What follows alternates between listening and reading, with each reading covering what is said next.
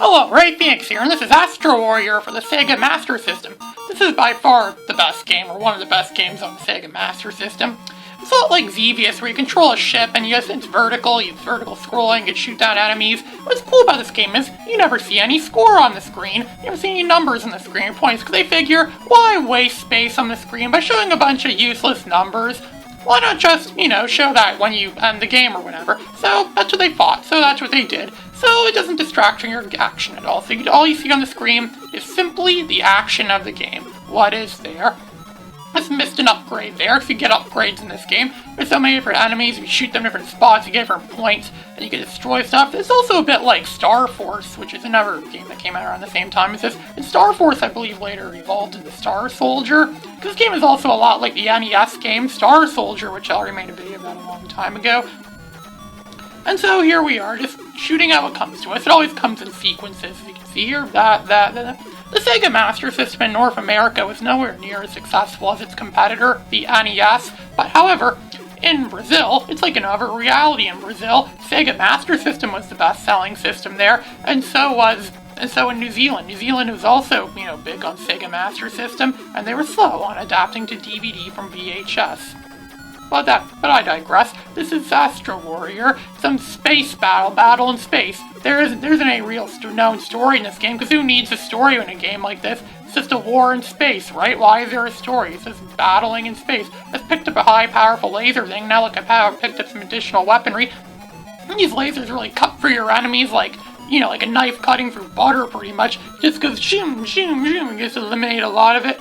And I can just stand here a lot of times, stand still, and just shoot down all of them. I think a boss is coming up, so we're in because usually bosses appear when we're in a void of space, or some sort of special enemy thing. Again, Star Soldier was like that, too. And so everything's coming at us. Also this game is part of the reason why I got interested in emulators, because years ago I thought, well, I don't really like emulators that much because of all the problems they could have, so I thought, why not, buy the legit games instead?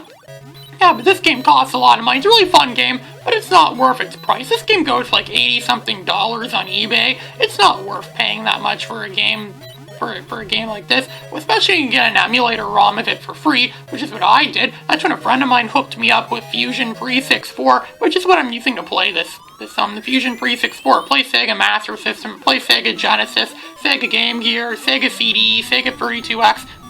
That just started a new trend with me, where I started to like emulators, started to realize how great emulators are. And Terry Garrett uses emulators for playing a Zelda game, and that's because he needs to use the save states for when he messes up. And I think because of emulators in that case allowing people are blind to play games, making it easier for them to play games, and to make it easier for people to access obscure games or games that aren't as they're too expensive, they don't want to break the bank trying to buy this game or system. I think emulators actually are really good for that. I never really used to like emulators that much. I was first introduced to emulators back in like the early 2000s. But now, back then they weren't really that good. They weren't, the greatest. But now I actually appreciate them a lot more. Now I learned that they very much are really, and they don't have region encodings either. So that's really good too. Yeah, I actually earned a lot of respect for emulators, and for the years that came after that, I started actively uploading videos to YouTube, and thanks to emulators, it's really easy for me to make so many different videos of so many different games. I actually really like emulators. I'm still not going to admit they're perfect, but the technology improves all the time. And now, less than 3 years after I first got Sega Master System to emulate on my PC, I now emulate PS1 and PS2, and even GameCube. Yeah, I just got a GameCube emulator running not too long ago.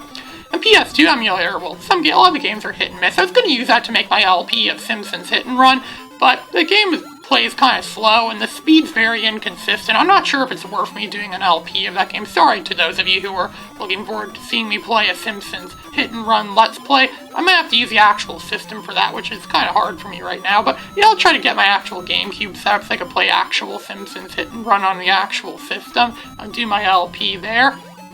There's all these rock formations being thrown at us, and these drilly things again. This genre, this is probably one of my favorite game genres there is, and there's so many of them, and yet there's also, it's a genre that's very variable. You can just change a few things, or change, some slight things. Like, obviously, Xevious is, even though it's the same genre, there is some significant difference between this and Xevious, which Xevious, you could bomb stuff, and there's different arrays of enemies, and the setting's different. You can change a few things, and it's still really good, and that's pretty much my score you see right there, 9. Right there. It's not my high score, but that's my score. This is Ray Phoenix, signing out.